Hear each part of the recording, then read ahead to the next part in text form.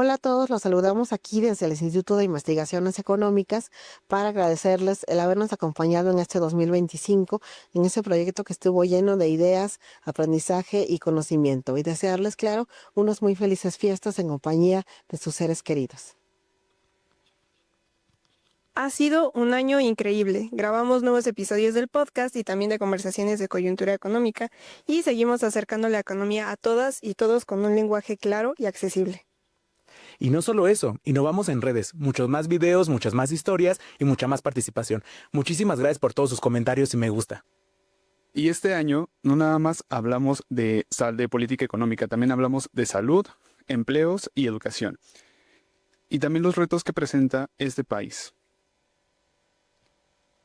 Y claro, detrás de cada boletín, programa o podcast existe un gran equipo de trabajo que trabaja con pasión para que la información económica llegue a más personas, dentro y fuera del UNAM.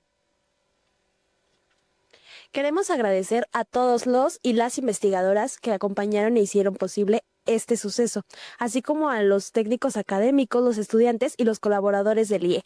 Gracias por hacer un año lleno de proyectos y por tanta colaboración en equipo. Gracias a nuestra audiencia que nos acompaña número tras número, ustedes hacen que Coyuntura Económica siga creciendo. Desde aquí les mandamos un enorme abrazo y deseamos que esta temporada esté llena de amor, esperanza y nuevos comienzos.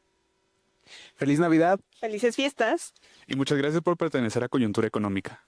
Nos vemos este 2026 con más economía, más análisis y más conversaciones. No se olviden de seguirnos por YouTube, Spotify y todas las redes. Felices fiestas les desea Coyuntura Económica. ¡Feliz Navidad! Hola, bienvenidos y bienvenidas a una nueva edición de Conversaciones de Coyuntura Económica. Hoy haremos un recorrido por los principales retos y resultados que dejó la política económica en el marco de la austeridad. Así es, Ale, hablaremos con la doctora Teresa López acerca de qué tan robusto es la economía mexicana y cuál es el papel del Estado para impulsar el crecimiento en el contexto de esta. Y también tendremos un programa lleno de contenido. En nuestra sección Eventos hablaremos sobre el Seminario Permanente de Migración, Género y Trabajo, un espacio para reflexionar sobre las experiencias sobre las mujeres migrantes y en el mundo laboral. En Más del IEC, conoceremos el Departamento de Publicaciones Electrónicas de la mano de la doctora Evelyn Sánchez Fragoso, donde nos comentará cómo las innovaciones tecnológicas han cambiado cómo el instituto se comunica con el público. Y para cerrar, nos acompaña la doctora Ana Erika Castañeda, que nos compartirá su opinión acerca de los desafíos que enfrenta México, la deuda y el déficit fiscal. Un programa de reflexión, tecnología y análisis económico. Quédate en Conversaciones de Coyuntura Económica.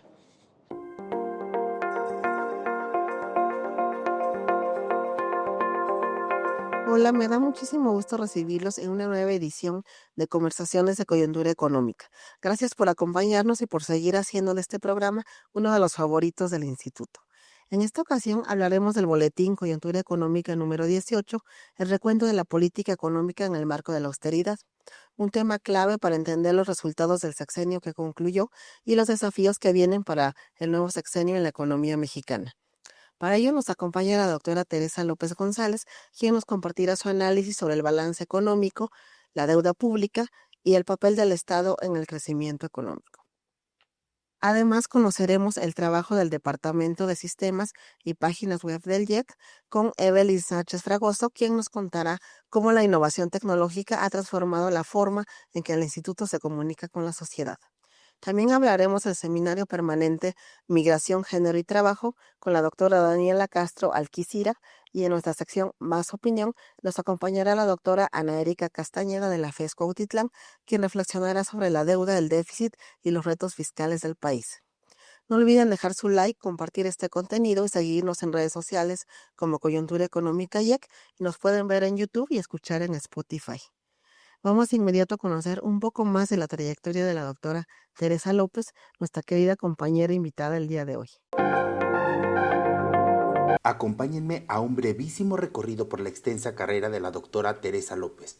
La doctora López es doctora en Economía por el Instituto Politécnico Nacional y una figura clave en la formación de nuevas generaciones como profesora titular en la Facultad de Estudios Superiores Acatlán de la UNAM.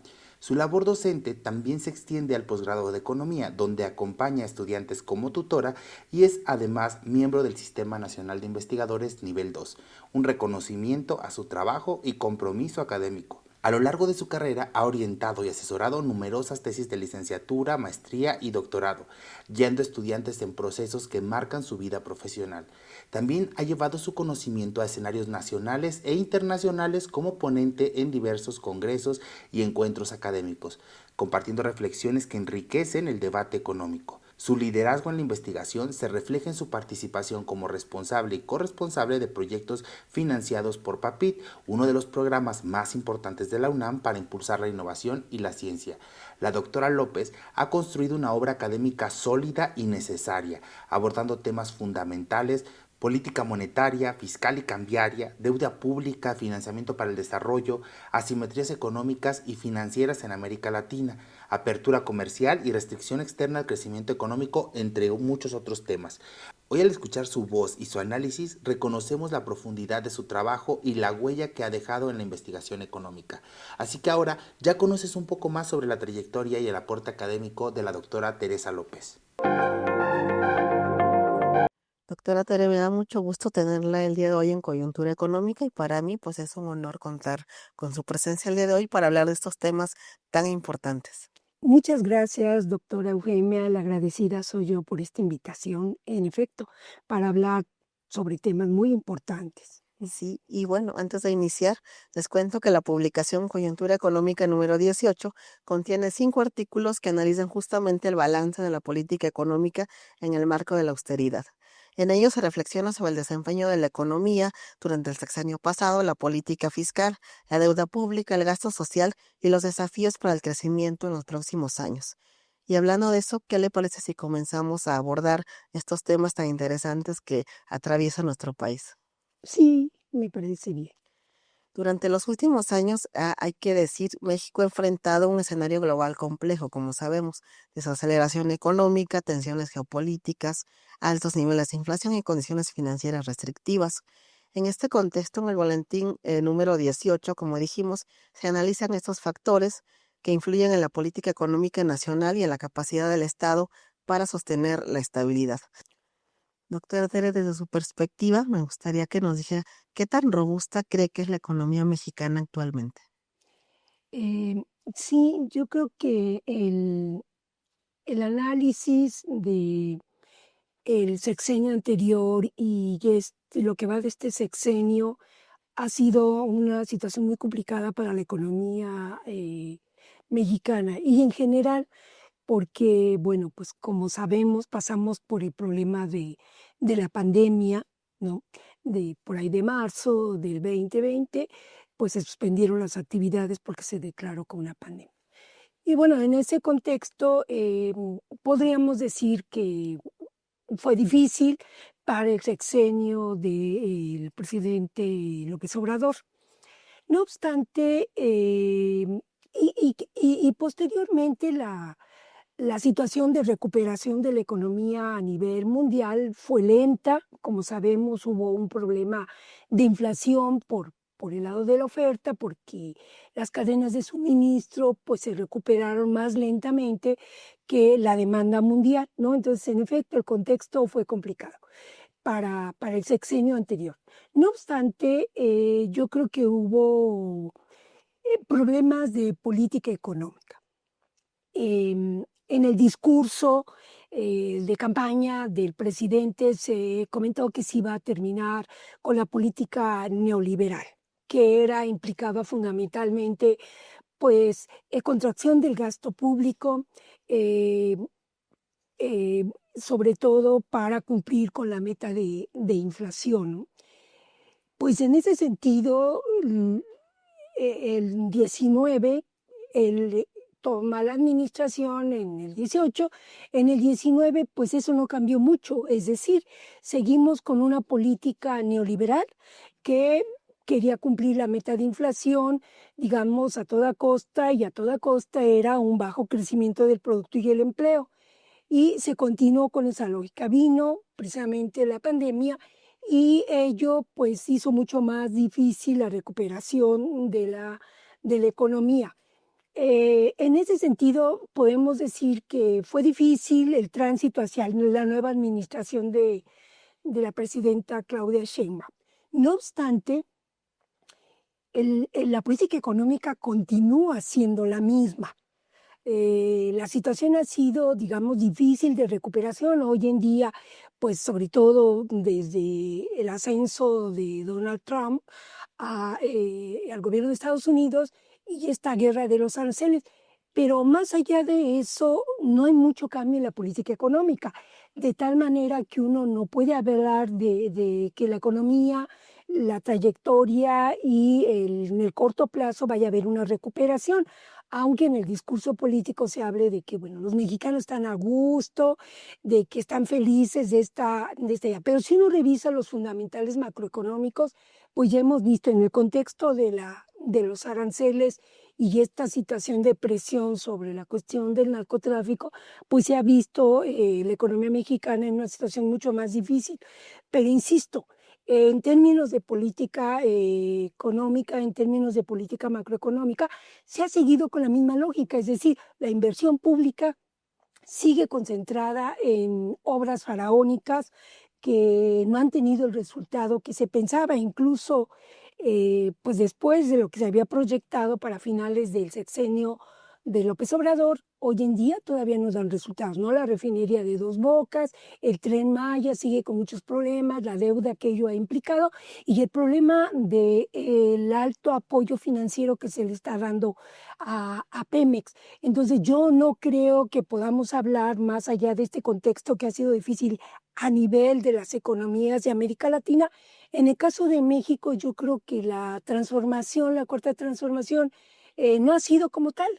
No ha tenido esa transformación e insisto, no se ha terminado con el modelo neoliberal, se ha seguido con el modelo neoliberal, tan es así que no se ve una política fiscal, digamos, expansiva responsable.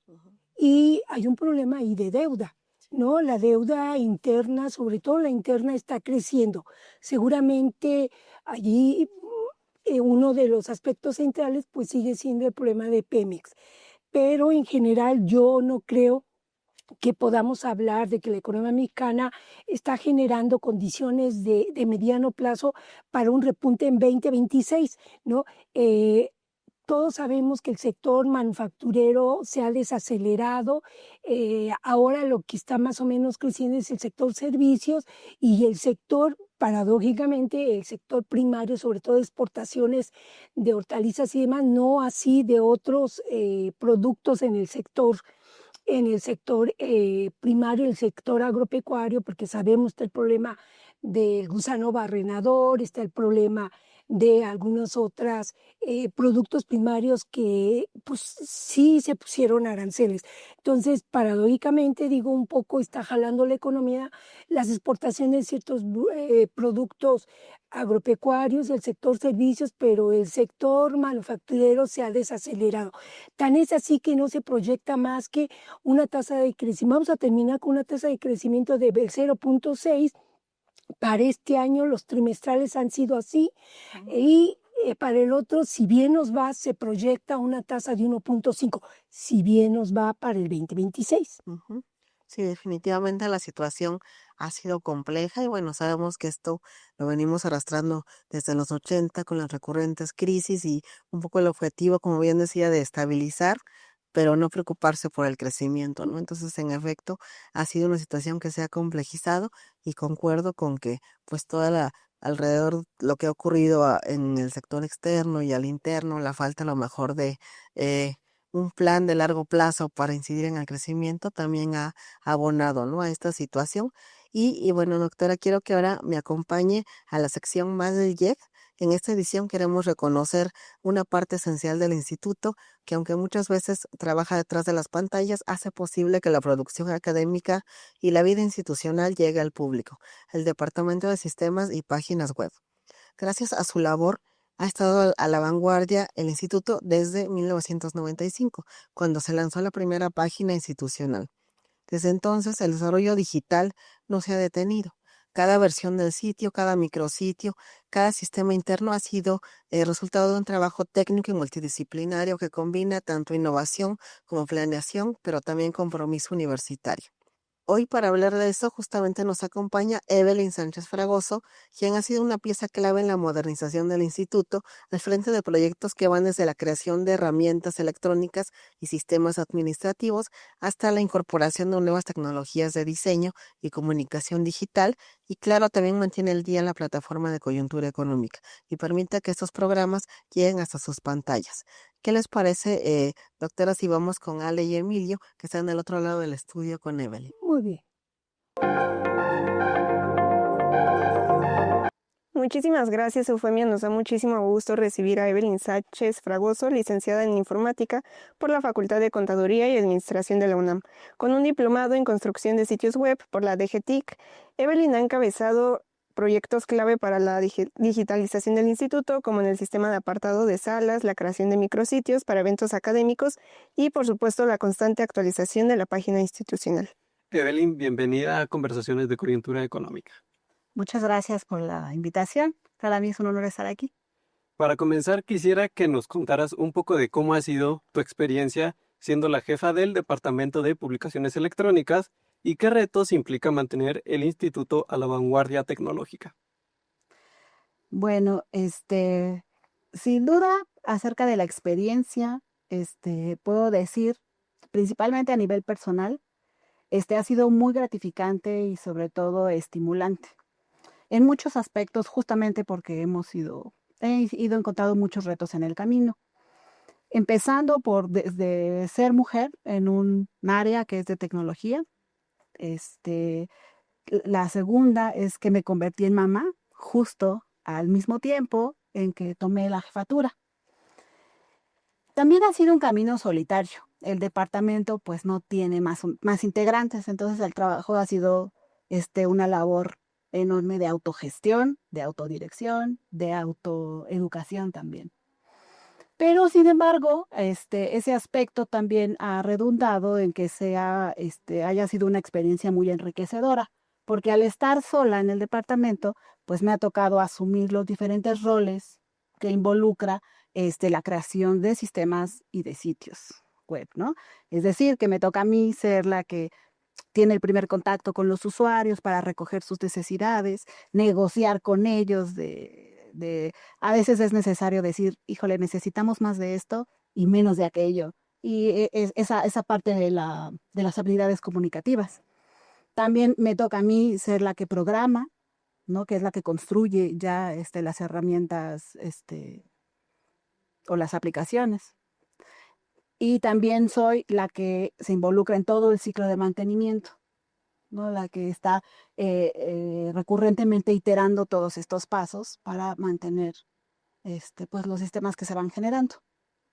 Y en cuanto a de mantenerlos en la vanguardia, yo creo que yo podría resumir en 3 retos importantes que hay que ir sorteando, ¿no?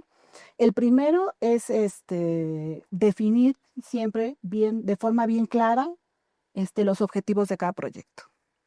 ¿Para qué lo estamos haciendo? ¿A quién le vamos a hablar? ¿Qué necesidades de información y qué alcances va a tener esa herramienta? ¿No? Siempre la clarificación de esas cosas nos va a permitir una base sólida para construir. La segunda es tener en cuenta el ecosistema institucional, ¿no? Alrededor de todas las herramientas informáticas que funcionan en la UNAM, tienen que vigilar los lineamientos, ¿no? Institucionales. Por ejemplo, que si es un sitio web que tiene dominio .unam.mx, necesitamos incluir siempre el escudo de la universidad. Cosas como esa, y hay varias, ¿no? También cuestiones legales, por ejemplo, si vamos a pedir datos personales, correos, nombres, para registrar usuarios o algo, necesitamos vigilar esos lineamientos para no hacer un mal uso justamente de esos aspectos. Y como esos podría mencionar también los planes de desarrollo, y que hay tanto en el instituto como en la universidad. Otro es elegir la plataforma tecnológica sobre la cual vamos a diseñar una solución, un sistema. Porque también tenemos que vigilar que sea compatible, por ejemplo, con las políticas de administración y de seguridad de nuestra administración de servidores. Tenemos que vigilar que el sistema operativo donde vamos a instalar un software nuevo, pues nos permita, ¿no? Instalar software nuevo.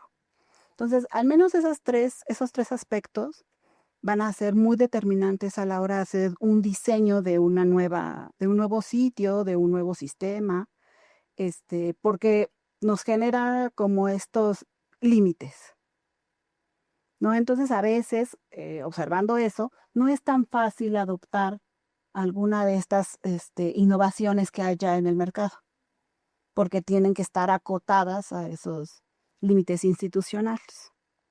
Entonces, hay veces que no son tan compatibles, entonces no es tan posible integrarlas, hay veces que sí se puede, ¿no? Y yo creo que ahí está el gran reto de estar o no a la vanguardia tecnológica, en encontrar un balance entre los límites institucionales con los objetivos del proyecto y los beneficios que le vamos a otorgar a los usuarios.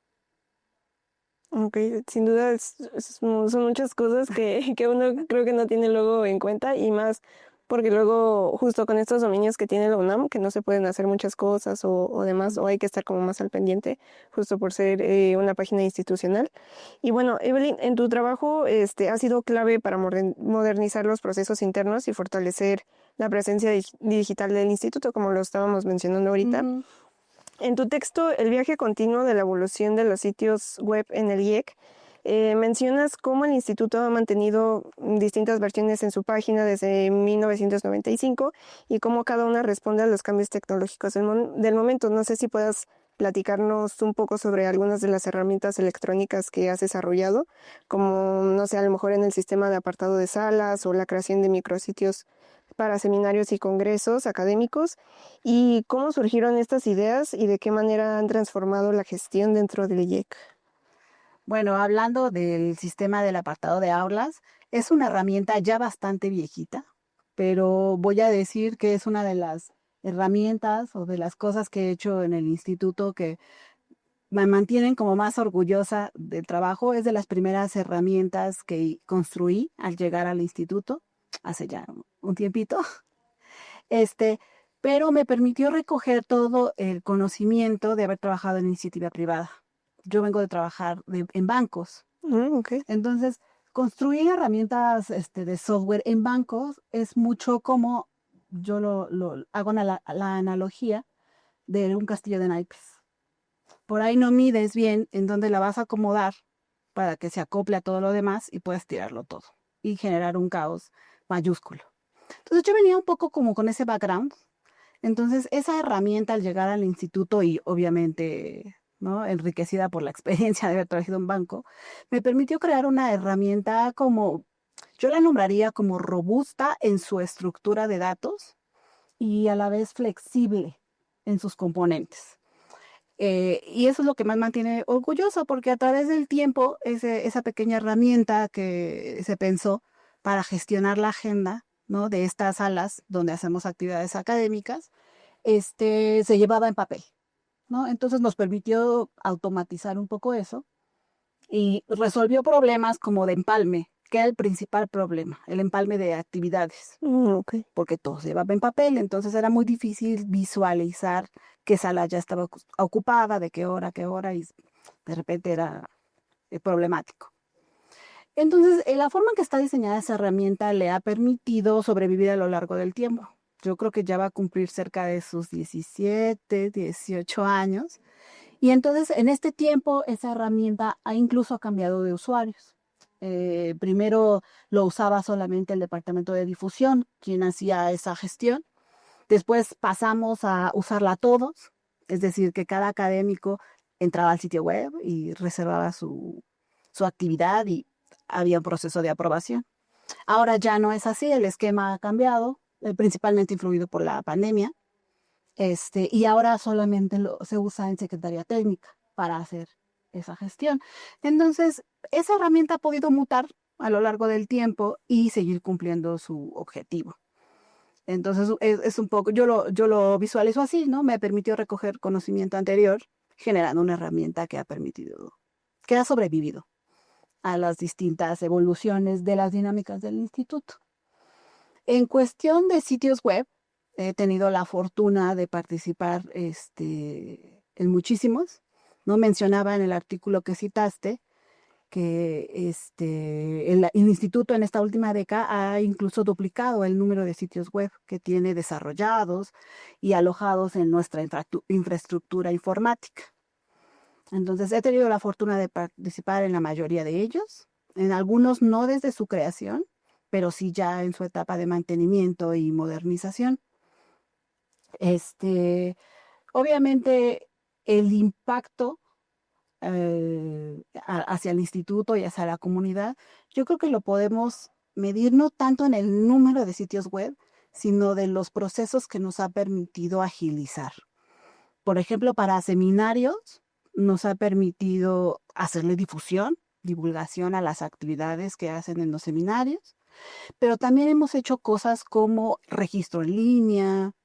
Hay seminarios que publican su convocatoria meses antes de la celebración del seminario, y ya todo vía web. Los que son aspirantes a participar en el seminario envían sus ponencias. Entonces, el sitio web también se encarga de hacer esa gestión, ¿no? De permitirles a través de un usuario y contraseña acceder a los registros que se han ido dado de alta y así ir, ¿cómo se dice?, seleccionando las ponencias que van a participar en el seminario. Eso no lo hacemos con todos los seminarios, pero al menos con un par lo hemos hecho. Entonces, esa importancia ha tenido el sitio web para ellos. Para áreas como de gestión administrativa, yo creo que de lo más importante que hemos hecho es el sitio de los premios de investigación que otorga el instituto. Ahora tiene su propio sitio web y también nos permitió, por la coyuntura de la pandemia, pasar todo el proceso de inscripción de los trabajos a los premios era físico. Tenían que traer como varias copias del premio, del trabajo, y entregarlo físico ahí arriba en el departamento de intercambio académico. Pasó todo a ser vía web. Ahora se puede hacer a través del portal la inscripción a los premios y la gestión también de los jurados. A través de un usuario y contraseña entran ahí a revisar todos los trabajos que se han inscrito a una convocatoria y hacer también la calificación de esos trabajos, todo de forma remota. Entonces ha agilizado procesos de ese estilo. Lo mismo hicimos con el departamento de publicaciones, que tiene su portal donde se da difusión a los libros que se editan aquí en el instituto.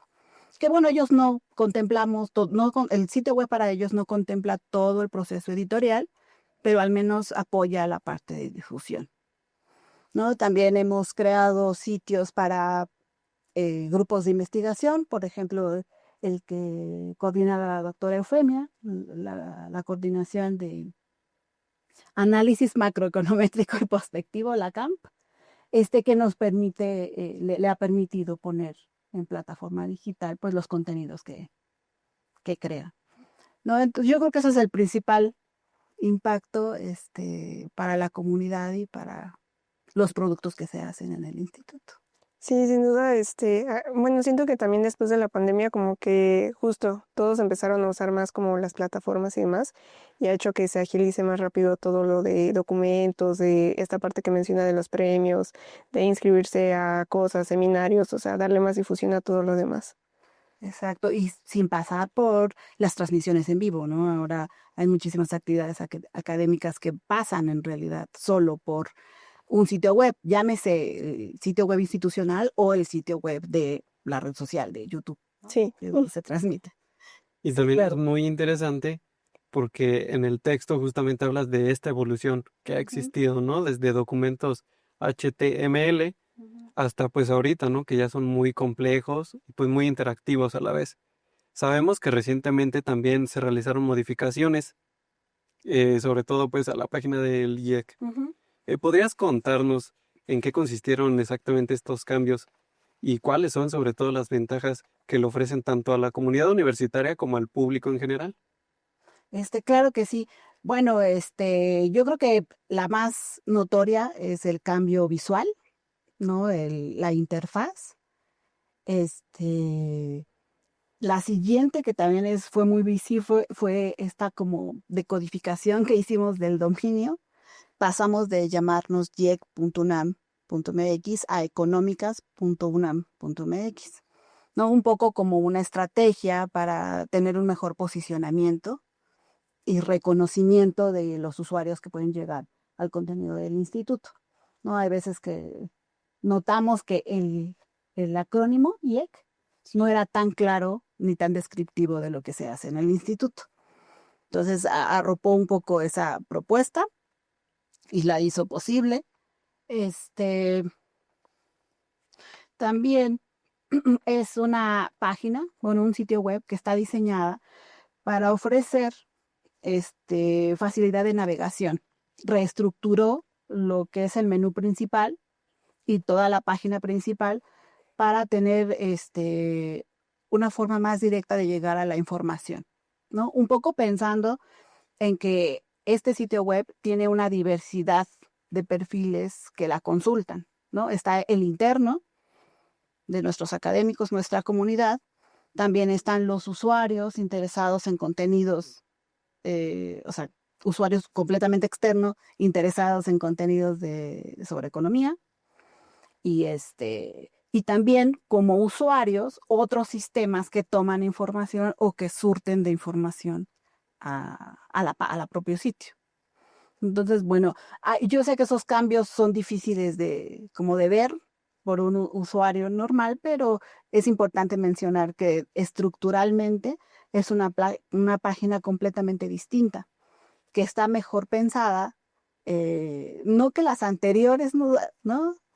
Pero representa una mejora, porque en versiones anteriores habíamos más bien no existía esta visión tan integral del instituto, ¿no? Al final esta versión recoge el aprendizaje de muchos años y de intentos anteriores de generar un buen sitio web, ¿no? Entonces, en esta oportunidad tuvimos muchas experiencias, yo creo que también de las que mayor impacto nos representó fue la plataforma tecnológica. Nosotros, aunque seguimos conservando esa plataforma, nuestras páginas, al menos las últimas 2 versiones, estaban creadas en Drupal. Esta también, pero a pesar de eso, aprendimos que hay cosas que no hay que hacer. Por mencionar algunos ejemplos, Drupal es un sistema manejador de contenidos. Funciona, yo siempre lo explico que es como un machote que te permite personalizar tanto como tú quieras. Y en ese tanto como tú quieras representa una complejidad muy extensa, porque entonces te permite hacer un poco cualquier cosa. Entonces, deja de ser un machote, ¿no? Al ser tan flexible, por lo tanto lo hace complejo. Entonces, en el camino de ir transformando la versión anterior principalmente, aprendimos que, por ejemplo, no hay que usar tanto distintos módulos. En el ambiente de Drupal, hay pedacitos de software que crean otros desarrolladores que puedes ir integrando a tu funcionalidad para cubrir una necesidad en específico. Por ejemplo, no sé, que las URLs que queden muy largas, hacerlas abreviadas y cortas para que sean significativas. Bueno, para solo esa función, alguien crea un pedazote de software que tú integras. Entonces, en la versión anterior nos había pasado que íbamos incorporando como muchas funciones de ese tipo, como para enriquecerlo. Y a la hora que intentamos actualizar la versión del software, es decir, pasar del Drupal 8 al Drupal 9, nos representó una dificultad mayúscula, porque entonces los desarrollos de Drupal 8 ya no eran, esos pedacitos de código que habíamos integrado, los desarrolladores no se dieron a la tarea de actualizarlo para Drupal 9. Entonces, bueno, eso representó un verdadero dolor de cabeza y un reto solventarlo. Entonces hubo todo un proceso de ir limpiando esos pedacitos de código y nos quedó como un aprendizaje para ahora tener una versión mucho más limpia en ese aspecto, de ir solventando esas funciones específicas que necesitábamos, pero con recursos que ya trae el kit básico de Drupal. No tanto ir agarrando lo que hablábamos hace rato, ¿no? Que hay innovaciones que desarrolladores hacen y que ponen a disposición de todos, pero que hay que hacer una evaluación y una curaduría para saber si te va a funcionar en lo inmediato, pero también en lo futuro. Entonces ahí recogimos bastante aprendizaje y esta vez tenemos una versión mucho más limpia en ese aspecto. También tenemos secciones nuevas que yo creo que es de lo que más le va a servir a la comunidad. Enriquecimos los perfiles académicos. Ahora cuentan con una semblanza, tienen fotografías actualizadas, menciona sus enlaces a sus redes académicas, que es información que no teníamos disponible, ¿no? En el camino de construir la página fuimos solicitando que se actualizara esa información y yo creo que un 90% de la comunidad lo hizo. Ahora tenemos un directorio mucho más actualizado y que yo creo que refleja más los perfiles reales, ¿no? Académicos de cada uno de nuestros investigadores y técnicos. Me parece muy interesante todo esto que menciona y me imagino eso de lo de los códigos. Digo, yo tengo por ahí un pequeño conocimiento y sí, los códigos me imagino que fue un dolor de cabeza y, o sea, esta parte de como de crear otra vez la página y demás, pero que al final creo que fue un trabajo que pues al final representa todo lo del instituto, ¿no? Todos los investigadores que están aquí, la creación de sus perfiles, abrir más apartados para que justo comunidad que está dentro y fuera también pueda conocerla, que es lo que platicábamos en algún momento dentro de alguno de los programas, que muchas de las personas que se encuentran fuera puedan conocer más del instituto y a los investigadores y se puedan acercar pues a proyectos, a todos estos programas que tienen. Entonces me parece muy interesante y ha sido muy interesante conocer todo el trabajo que hay detrás de los sistemas y de las páginas del instituto, que muchas veces no nos quedamos por sentado que pues están ahí, pero detrás de esto, como ya nos platicó, hay un enorme esfuerzo técnico, académico y humano detrás de cada funcionalidad y cada micrositio y actualización. Muchas gracias, Evelyn, por acompañarnos y contarnos todo esto. Sobre todo, pues desde esa pequeña trinchera digital, ¿no? Que al final representa todo el instituto. Y sin duda el desarrollo tecnológico es una parte muy esencial hoy en día para la investigación y para la vida académica.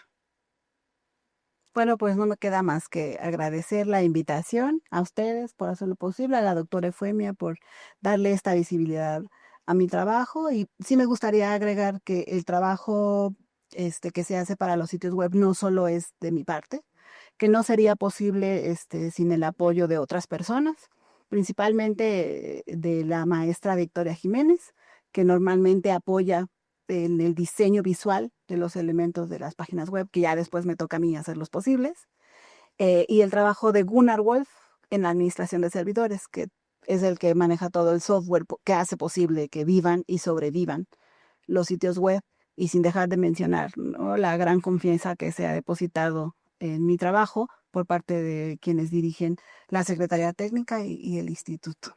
Sí, Muchas gracias. sin duda pues es un trabajo que hay muchas personas detrás, entonces también agradecemos el trabajo de todos los que hacen posible el sitio web del instituto.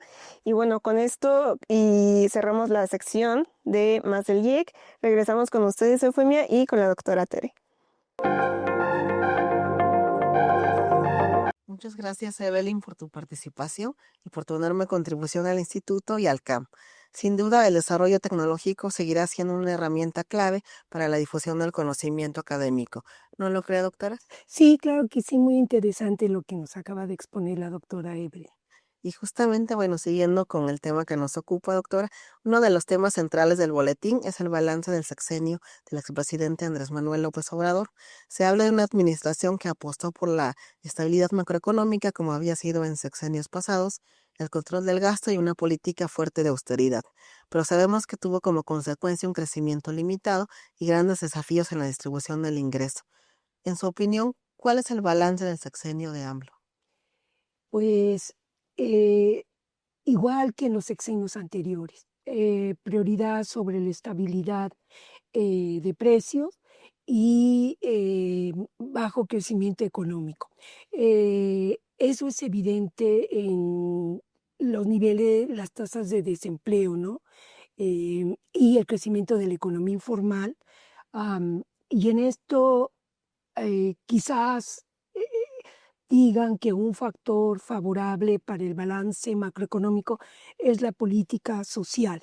Es este gasto pues monetizado, este gasto en becas de los adultos mayores, a estudiantes, que no es más que solventar precisamente este problema de la pobreza, ¿no? Ahí hay todo un tema de discusión, pareciera que quisieran poner en el centro del balance, como parte de ese balance positivo, quisieran poner en el centro esta cuestión de la política social. No obstante, es una visión muy parcial de la política social, ¿no? La política social no solamente debe enfocarse a este tipo de programas monetizados, sino también al fortalecimiento de la infraestructura social y a la generación de empleo.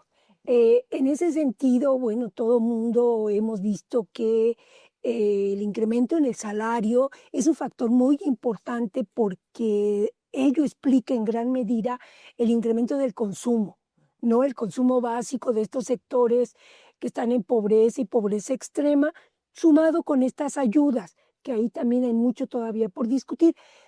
Eso es un buen indicador de que la generación de empleo es por donde debemos ir para empezar a disminuir la pobreza. Entonces, pero eso no implica que haya una política social más redistributiva y más sustentada, no solamente en estas políticas de ayudas monetarias, sino también en infraestructura. Es decir, hay que hacer todo un cambio radical que no es de corto plazo y estas medidas de ayudas a distintos sectores que son muy vulnerables, está bien, no es suficiente. No es suficiente, sobre todo en un contexto de una economía cuyo crecimiento ha sido muy bajo e inestable. Entonces creo que el balance en términos generales es negativo, más allá de las condiciones en que se han enfrentado la mayoría de las economías, pero creo que el balance sigue siendo negativo porque no ha habido un cambio en la política económica sustancial y esto evidentemente se ha hecho mucho más complejo en términos políticos y sociales por el problema de la inseguridad y las presiones del gobierno de Estados Unidos. Entonces estamos en unas condiciones económicas muy vulnerables que se hace mucho más complejo el manejo por las cuestiones políticas y sociales, ¿no? Hoy en día vemos el descontento del sector magisterial y algunos otros sectores sociales, ¿no? O sea, hay inestabilidad social, más allá de cómo se quiera ver, si es la posición, realmente hay movimientos sociales inconformes, molestos, no con la forma como se ha llevado la política de la cuarta transformación y pues en lo económico yo creo que el balance es negativo. La economía no está fortalecida, la economía no está generando condiciones para un crecimiento en el siguiente año, ¿no? Y no está porque siguen con un modelo neoliberal. Ujú. Sí, en efecto, ¿no? Creo que desafortunadamente los resultados no fueron los esperados. Quizá se prometió mucho y se logró poco. Estuvimos por abajo tanto del crecimiento como la distribución del ingreso. Entonces, creo que hay mucho por hacer. Es una labor, como bien decía, un plan de largo plazo que esperemos se diera continuidad en el presente sexenio, pero por lo menos vemos que en este arranque pues también ha sido algo difícil, ¿no? La situación, entonces, bueno, esperemos que dentro de la política económica se tomen en cuenta las recomendaciones que siempre hacemos desde la academia, que son relevantes y las que seguiremos hablando, pero doctor, antes de continuar con este tema, me gustaría que me acompañe a enlazarnos con Melanie y Ernesto, que se encuentran del otro lado del estudio en la sección Más Eventos, donde, como siempre, les compartimos las actividades académicas que el instituto realiza para seguir reflexionando sobre la realidad económica y social del país. En esta ocasión nos acompaña la doctora Daniela Castro, que nos hablará sobre migración, género y trabajo. ¿Nos acompaña, doctora? Sí, claro. Gracias, Eufemia. Bienvenidos y bienvenidas a Más Eventos. Hoy nos acompaña la doctora Daniela Castro, quien es investigadora en el Instituto de Investigaciones Económicas y además es organizadora del seminario permanente Migración, Género y Trabajo, que ya va en su 5ª edición. Este seminario busca un espacio de reflexión sobre la migración internacional de las mujeres desde América Latina y el Caribe hasta su inserción en los mercados laborales. Desde un punto de vista crítico y multidisciplinario, analiza cómo las transformaciones del capitalismo contemporáneo, el patriarcado y las políticas migratorias modelan las condiciones laborales de las mujeres migrantes. Doctora, un placer tenerla con nosotros hoy en Conversaciones de Coyuntura Económica. Y bueno, les voy a platicar un poquito de su trayectoria antes de comenzar ya de lleno con este tema. La doctora Daniela Castro es doctora en Economía por la UNAM, investigadora del Instituto de Investigaciones Económicas, y sus líneas de trabajo abordan la migración internacional, el mundo del trabajo, la economía y el género. Ha sido reconocida con la mención honorífica del Premio Jesús Silva Herzog en 2024, por su destacada labor académica. Doctora, bienvenida a Conversaciones de Coyuntura Económica. Muchas gracias por la invitación y los felicito por este hermoso programa. Algo que nos encanta en el JEC es la interdisciplina y veo que eso hace en su seminario justamente. Integra economía, sociología, estudios de género, antropología e historia, todo con el fin de comprender cómo los procesos globales afectan realmente las trayectorias de las mujeres migrantes, ¿no? Entonces, bueno, doctora, obviamente es muy importante analizar la migración de mujeres desde una perspectiva crítica y multidisciplinaria. ¿Podría contarnos cuál fue el objetivo del seminario Migración, Género y Trabajo y cómo surge la idea de realizarlo? Bueno, sí, te cuento un poco. En este seminario nos reunimos, pues varias investigadoras de diferentes partes de América Latina preocupadas por la migración de mujeres en la región, pero vimos que un elemento central para analizar la migración de mujeres es analizar el vínculo entre migración, género y trabajo. Y nos propusimos hacer este espacio como un espacio pues permanente de reflexión y de producción académica que justamente va a estar analizando este vínculo migración, género y trabajo, ¿no? Lo concebimos pues como un espacio colectivo e interdisciplinario, como tú bien dices, porque este vínculo pues debe entenderse en un contexto más amplio, ¿no? Y para comprender pues todos los procesos que intervienen en este vínculo, pues tenemos que acudir, ¿no?, a diálogos con otras disciplinas, pues que nos permitan tener una visión integral, ¿no?, de estos procesos. Definitivamente es de suma importancia analizar estos temas desde todos los laterales, ¿no? Justamente como lo platica. Entonces, hablar de desigualdades estructurales y precarización nos lleva a la relevancia de estas mesas que justamente tenemos en esta sesión. Doctora Daniela, ¿podría comentarnos qué mesas integrarán este seminario y quiénes participarán como ponentes en esta sesión? Como nos ha comentado, este seminario busca articular esfuerzos de instituciones nacionales e internacionales. Claro, bueno, hemos planeado un primer bloque de este seminario permanente Migración, Género y Trabajo que se compone de 12 sesiones. El primer martes de cada mes nos reunimos vía Zoom y una investigadora o investigador expone uno de estos temas vinculados con esta relación migración, género y trabajo. Y bueno, empezamos desde septiembre de 2025 y este primer bloque terminará en octubre de 2026. Hemos tenido pues participantes de la Universidad Federal de Espíritu Santo en Brasil. Camila Nogueira, profesora e investigadora de esta universidad, pues en la primera sesión nos platicó de los cambios en el mundo del trabajo a partir de los años 70 para acá. Después, en una segunda sesión, tuvimos a la doctora Arelise Eskenazi, que nos habló de una teoría muy interesante, que es la teoría de la reproducción social, para integrar, para explicar la labor, el trabajo remunerado y no remunerado de las mujeres, como es parte fundamental de la economía tanto productiva como reproductiva, ¿no? Después tuvimos en la sesión 3, en el mes de noviembre, a Aline Pandolfi, que nos habló de la migración y en el contexto de la emergencia de las nuevas derechas y cómo esto ha repercutido en las políticas, pues en el recrudecimiento, en el fortalecimiento de las políticas antimigratorias, ¿no? Y en la sesión de diciembre, pues tuvimos a Brenda Duarte, que nos habla de las mujeres que se quedan, ¿no? A partir de la migración masculina, bueno, ¿qué pasa con estas mujeres que se quedan en el México rural, ¿no? Y hacia el mes de febrero, iniciando el 2026, pues vamos a tener a Camila Orozco. Camila Orozco, ella es una investigadora colombiana que está en la Universidad de Reims, en Champagne-Ardenne, en Francia. Y ella, bueno, nos va a hablar nos va a transmitir una historia de la institucionalización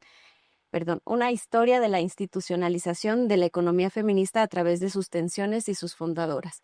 Entonces, como pueden ver, los temas que se abordan en este seminario no están relacionados solamente a la migración, sino a varias temáticas que giran en torno a este vínculo migración, género y trabajo. Sí, exacto, todos los componentes que tienen que ver con eso, ¿no?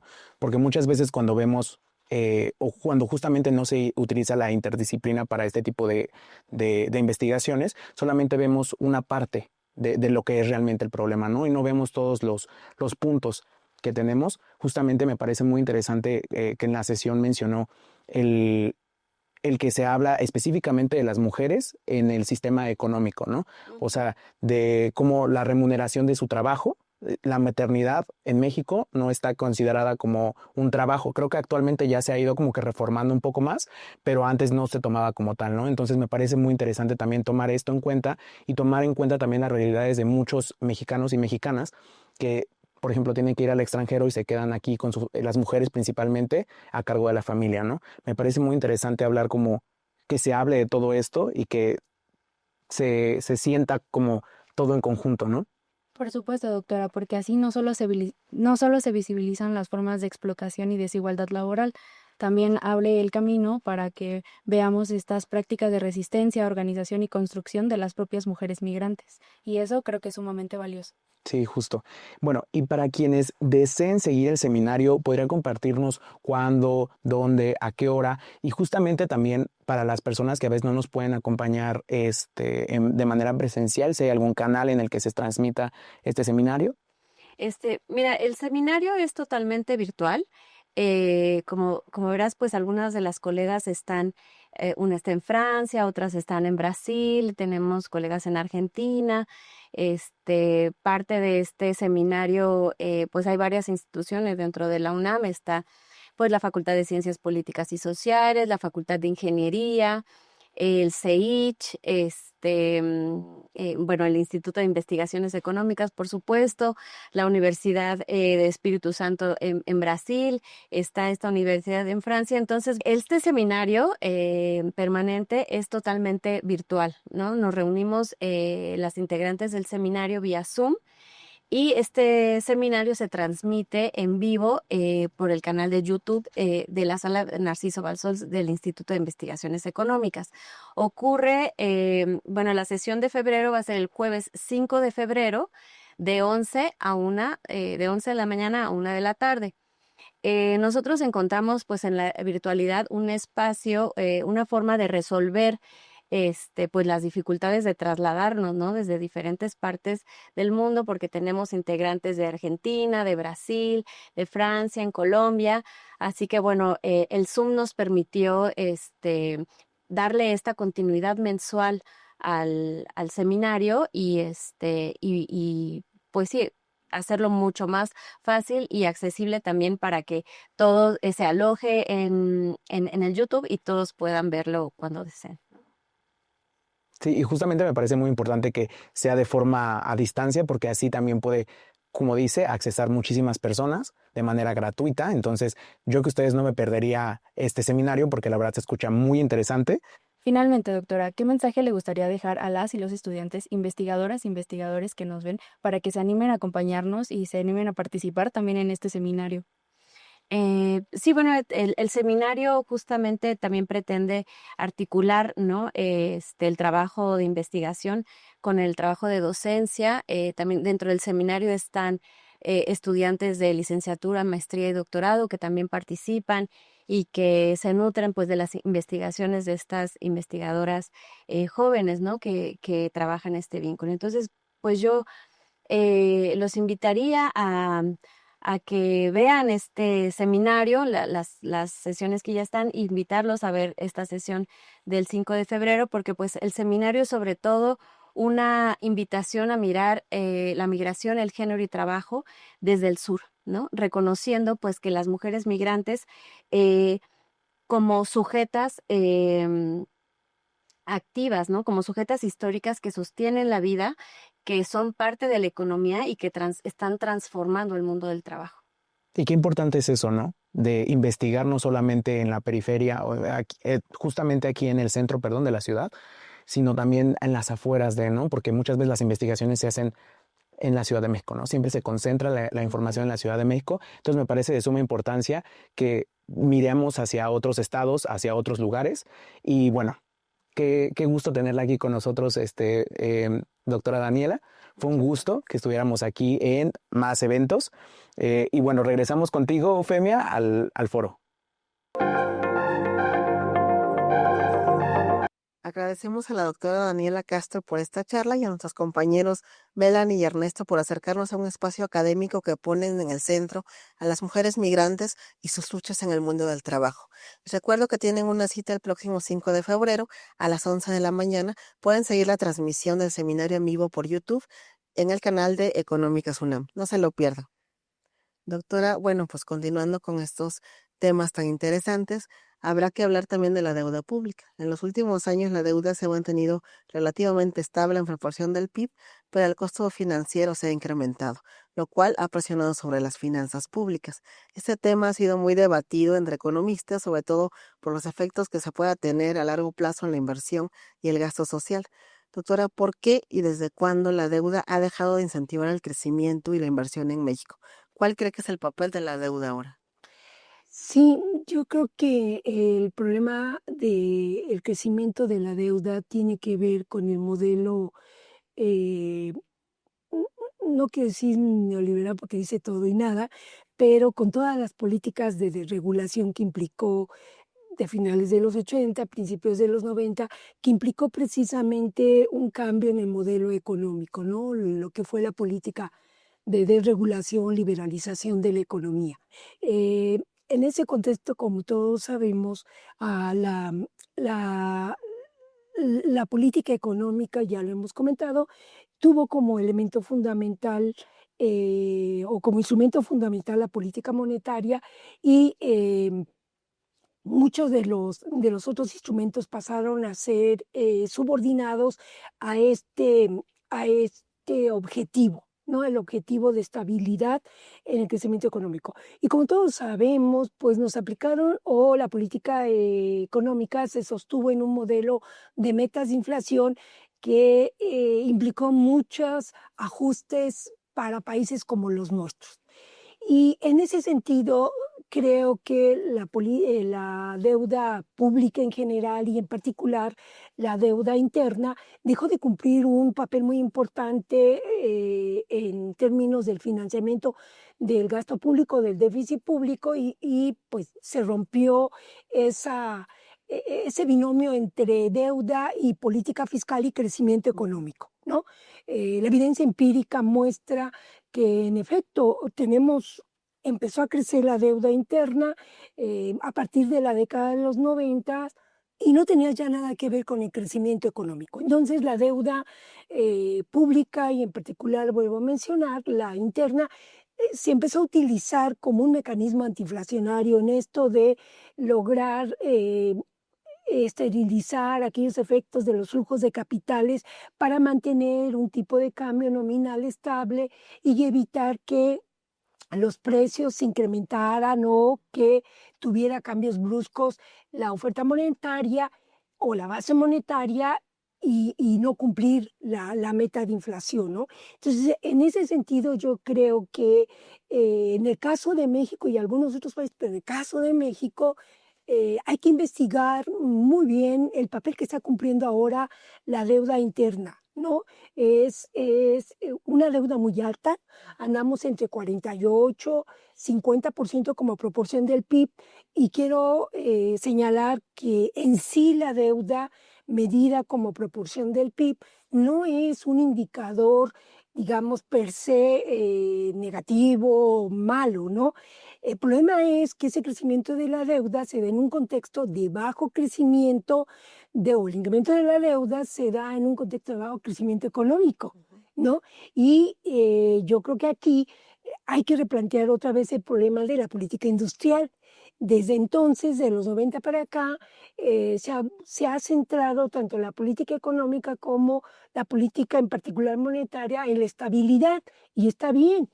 A nadie beneficia tasas de interés alta, también hay que sostener déficits o hay que mantener déficits que sean sostenibles, pero un déficit sostenible, igual que una deuda, si hay crecimiento económico.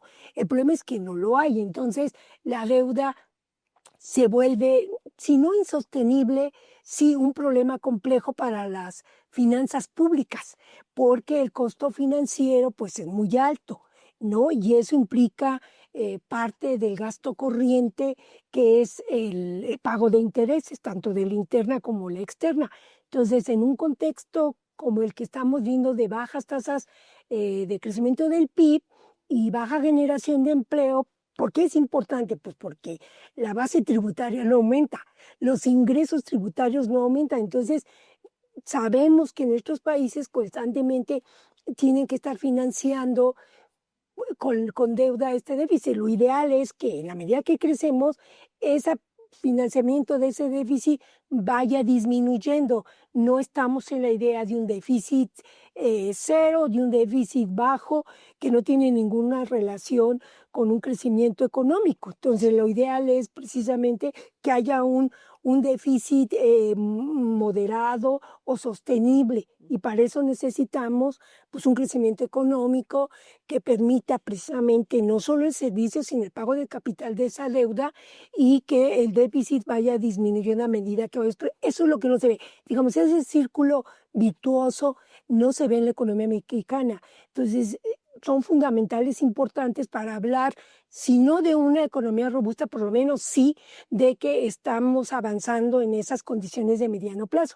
Y no se ven, y el gran ausente es precisamente una política industrial que sea en el contexto actual de estos sistemas de grandes cadenas globales de valor, y además, pues en este contexto pareciera como de nuevo proteccionismo comercial, ¿no? Sí, en definitiva, doctora, pues la deuda ha dejado de fungir ese papel activo que quizá era ese círculo virtuoso en desarrollo estabilizador, ¿no? A la par de las otras variables. Y sí, pues esto ha trastocado los resultados de la economía, que regresamos a lo que decíamos hace rato, ¿no? Ha ocurrido desde los 80 con la política fiscal procíclica, y que ha de alguna manera incidido en los grandes agregados macroeconómicos, y los resultados pues saltan a la vista, como bien dice la doctora. Pero, doctora Tere, ahora me gustaría invitarla a que nos acompañe. Está en el estudio Jonathan Urbina y Ernesto Guzmán, quienes se encuentran con la doctora Ana Erika Castañeda para reflexionar sobre los retos actuales de la economía nacional en un contexto internacional incierto, y también sobre el papel del déficit fiscal ante el estancamiento económico. ¿Qué le parece si vamos con ellos para conocer la opinión de la doctora Ana Erika? Sí, muy bien. Muchas gracias, doctora Eufemia. Nos encontramos aquí con la doctora Ana Erika Castañeda Martínez, licenciada, maestra y doctora en Economía por la Universidad Nacional Autónoma de México. Es profesora de tiempo completo en la Facultad de Estudios Superiores Cuautitlán y se desempeñó como jefa de la sección de disciplinas económicas.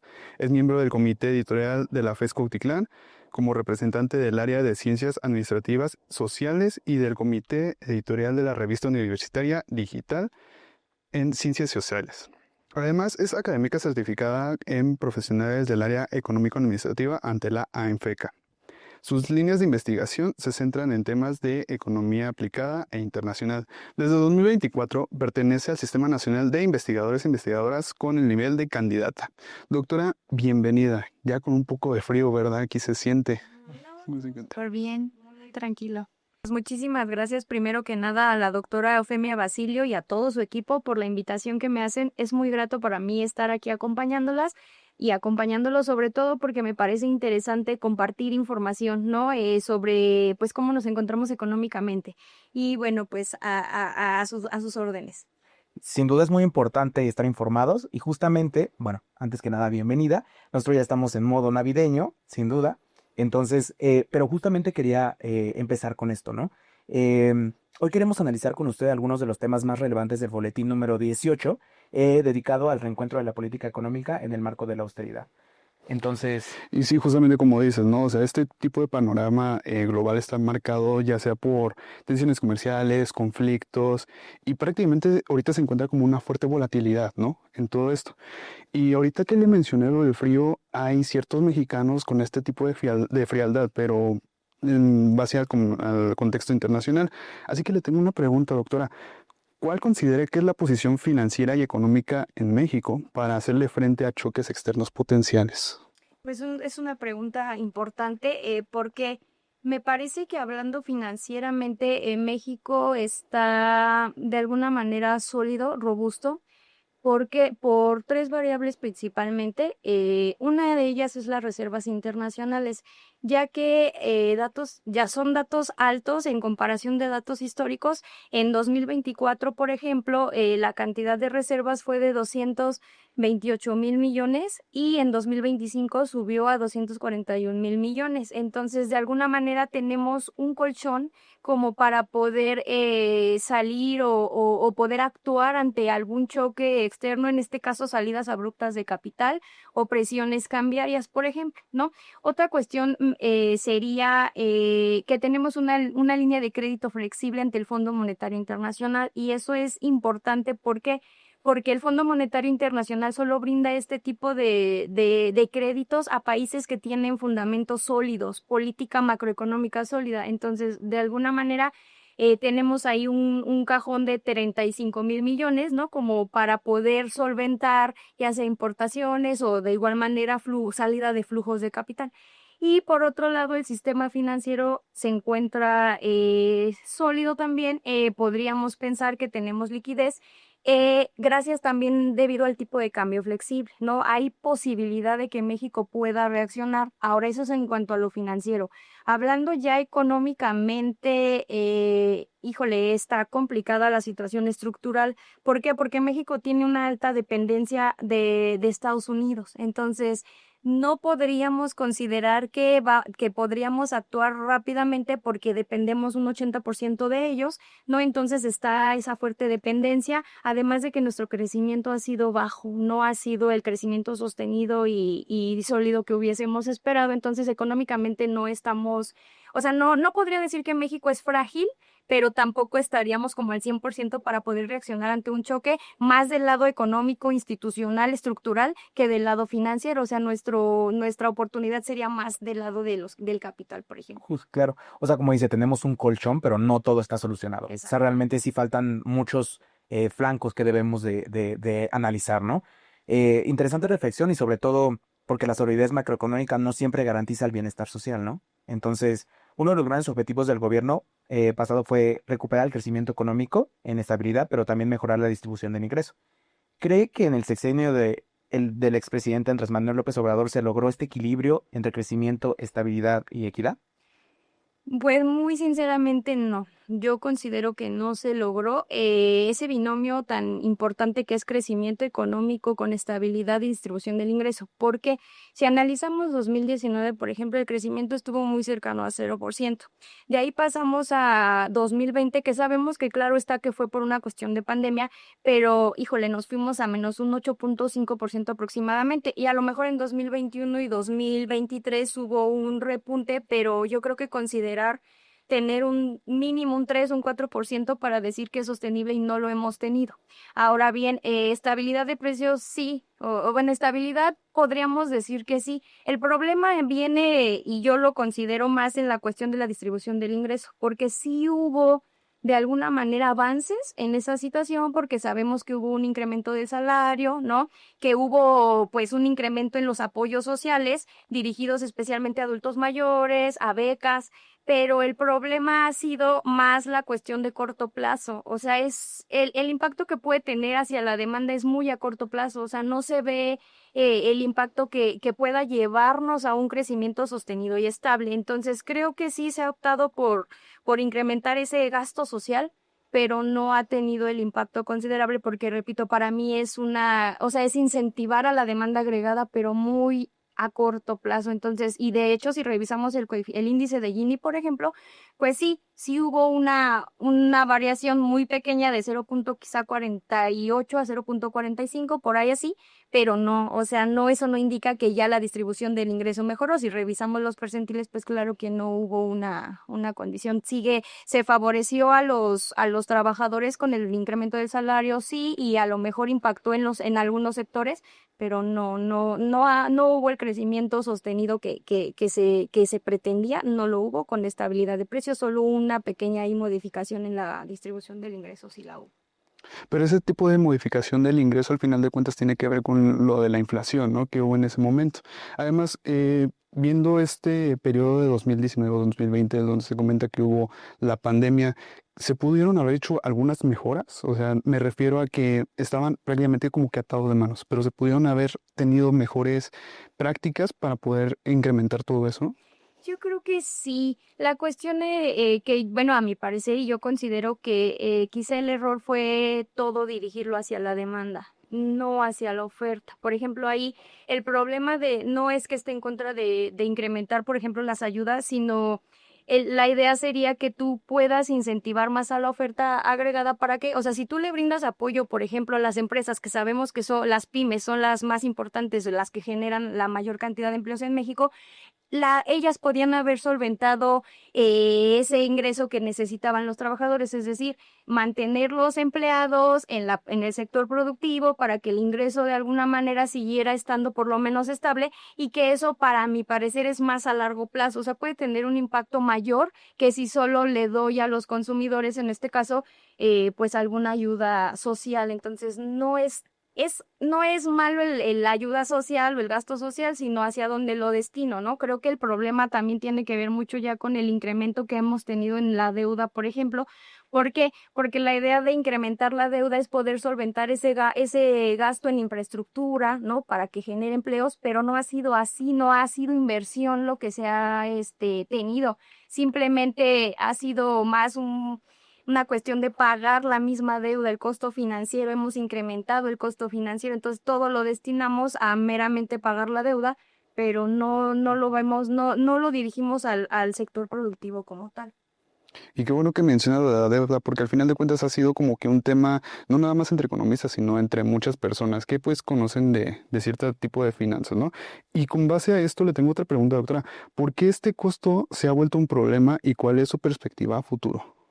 Se ha vuelto un problema, ¿por qué? Porque en México se ha optado por un único objetivo, y que ya lo mencionabas hace un momento, la inflación, ¿sí? O sea, México a partir de los 2000, aplicando ya el esquema de metas de inflación, tiene un único objetivo, que es mantener la estabilidad de los precios en un 3+-1. Esto implica que subordinas, ¿no? O sea, que dejas de lado el crecimiento económico, dejas de lado la disminución del desempleo. Entonces, por ahí hay un tema importante. Entonces, después de la pandemia, o bueno, ya hablando de la pospandemia, ¿qué ha tenido que hacer Banco de México? Mantener, o sea, intentar estabilizar la inflación, pero por medio del incremento de la deuda, pues no ha sido el mejor camino. ¿Por qué? Porque también para controlar la inflación incrementó mucho la tasa de interés de referencia. Entonces, ¿qué implica? Que además de que incrementamos la deuda, ha sido, pues los intereses son más caros, ¿no? Entonces ni siquiera es como vamos a costear ese déficit fiscal que también es importante, no ha sido alto en los últimos años y pues de alguna manera no puede ser viable porque no tenemos crecimiento económico, no hay un respaldo a ese endeudamiento que tenemos y al contrario, el costo financiero es cada vez mayor, ¿no? Entonces, la idea sería que si yo me endeudo es para dirigirlo a gasto público, a infraestructura, etcétera, y no ha sido así, ¿no? Ha sido más destinado al pago de intereses y de la misma deuda. Entonces, el futuro del costo financiero no lo veo tan alentador hasta que quizás se estabilice la cuestión de la tasa de interés como para poder lograr un incentivo y que la deuda pública se empiece pues a estabilizar y tengamos un impacto ahí. O sea, que pudiéramos usar ese déficit a nuestro favor más que verlo como un mal para nuestra economía. Y justamente hablando del déficit, el déficit fiscal suele interpretarse como un signo de debilidad, pero también puede ser una herramienta para impulsar, ¿no?, el crecimiento. Entonces, ¿cuál es el papel que juega actualmente el déficit en nuestro país frente al estancamiento económico y la responsabilidad fiscal? Esas palabras que acabas de mencionar son bastante ciertas, ¿no? Porque se ve como que el déficit fiscal es malo.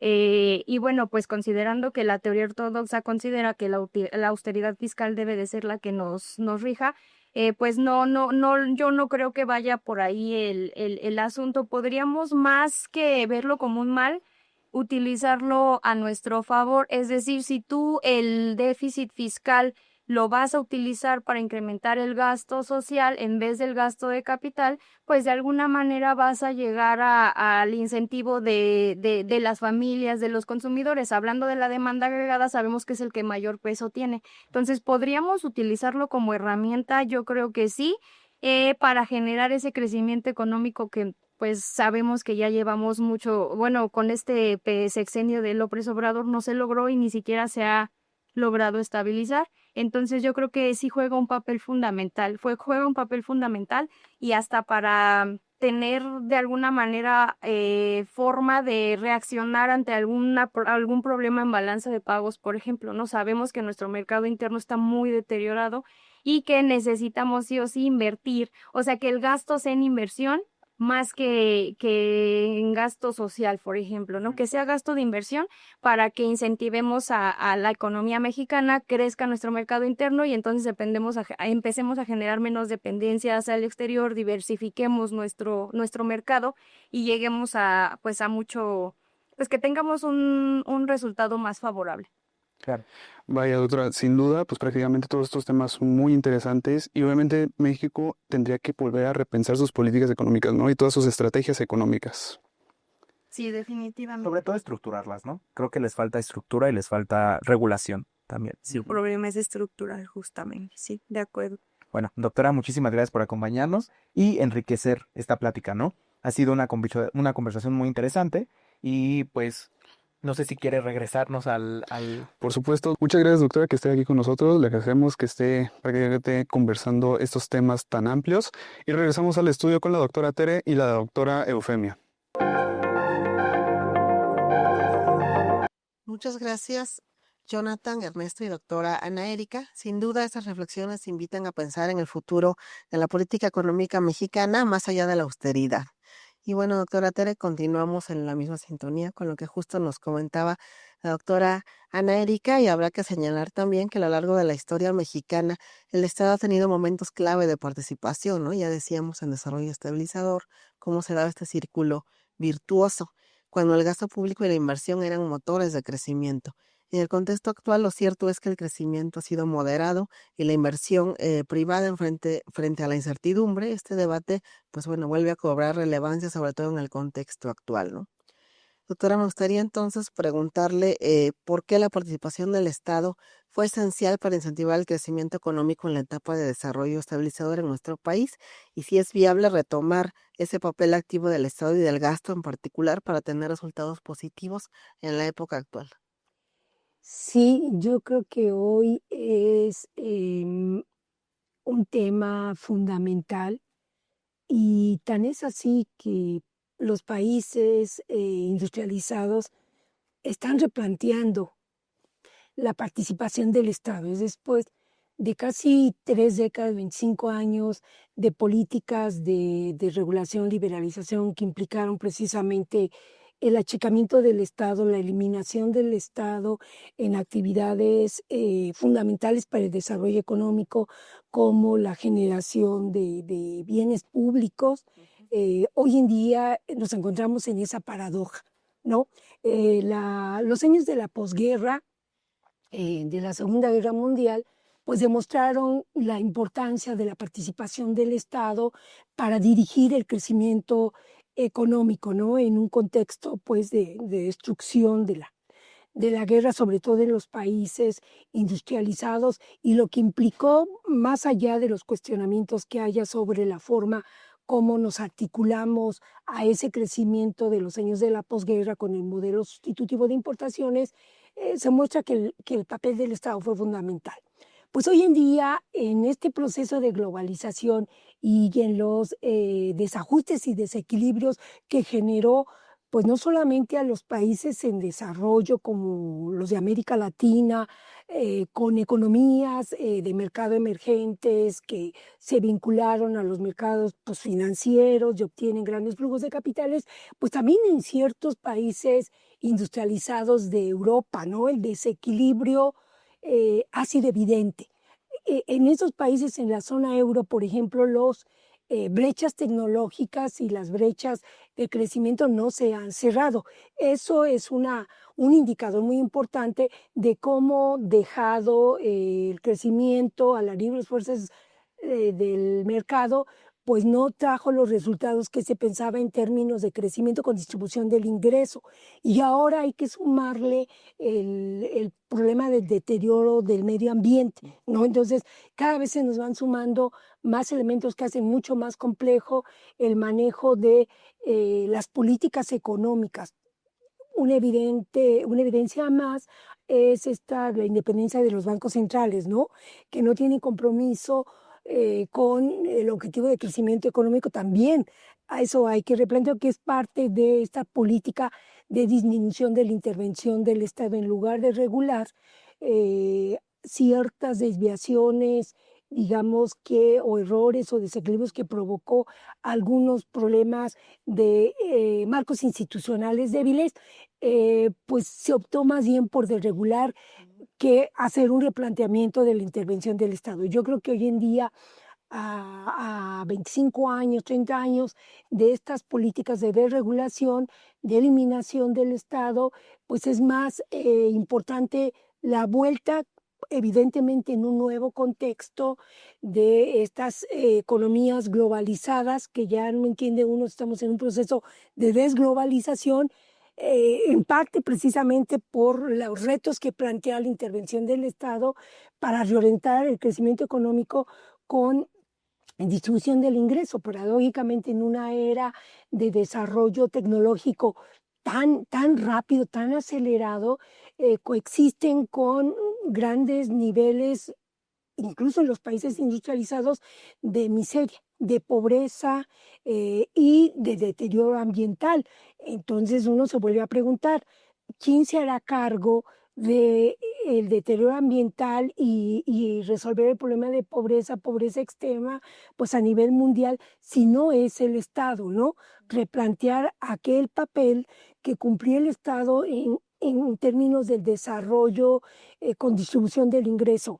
¿Fue perfecto? No, son otros tiempos evidentemente, pero siempre hay lecciones de lo que se pudo hacer y en el contexto actual cómo lo podemos replantear. Por ejemplo, vuelvo nuevamente a cuál es el papel de la política industrial. ¿no? Sin una política industrial integral, pues no podemos hacer frente a estos grandes conglomerados de cadenas de valor para que nuestras pequeñas y medianas empresas, que son altamente generadoras de empleo, puedan insertarse en ellos en condiciones, digamos, más productivas. Es decir, que en esa cadena también ellos tengan niveles de ingresos altos y además capacitación del trabajo, ¿no? Nosotros tenemos como referente el sudeste asiático. Los primeros tigres asiáticos pudieron hacer ese proceso paralelo de sustitución de exportaciones, sustituyendo al mismo tiempo importaciones, ¿no? Entonces, hay experiencias a nivel mundial que todavía es momento de aprender y es momento de que los gobiernos intenten hacer algo en términos de política industrial para acompañar a partir de ahí las otras políticas, la social, que es fundamental. Sí, coincido, ¿no? Hay que retomar el papel y la relevancia del Estado y como siempre considero el Estado concebido como tal no es el que falla, ¿no? Son los que están detrás del Estado, los que manejan el Estado, la corrupción que sabemos existe, pero no hay más que reestructurar y pensar, bueno, concentrarse en los asesores de política, en ver cómo puede funcionar nuevamente, ¿no? O en qué áreas debe entrar a conciencia para que la economía fluya de nuevo en ese círculo virtuoso que decíamos en un inicio, ¿no? Entonces, en definitiva, pues es un tema sobre la mesa y un gran reto para el presente gobierno y para los siguientes que habrá que considerar, porque como bien dice, hay experiencias donde el Estado sigue siendo relevante y en México también lo fue en una etapa de crecimiento importante. Y bueno, doctora, no me queda más que agradecerle su amable participación en este programa. Sin duda, su punto de vista fortalece lo presentado en el boletín Coyuntura Económica número 18 y reitero que para mí fue un honor conversar con usted en este espacio sobre este tema, bueno, de lo que usted es especialista y que ha estado trabajando ya desde hace mucho tiempo y siempre será bienvenida a Coyuntura Económica. Muchas gracias.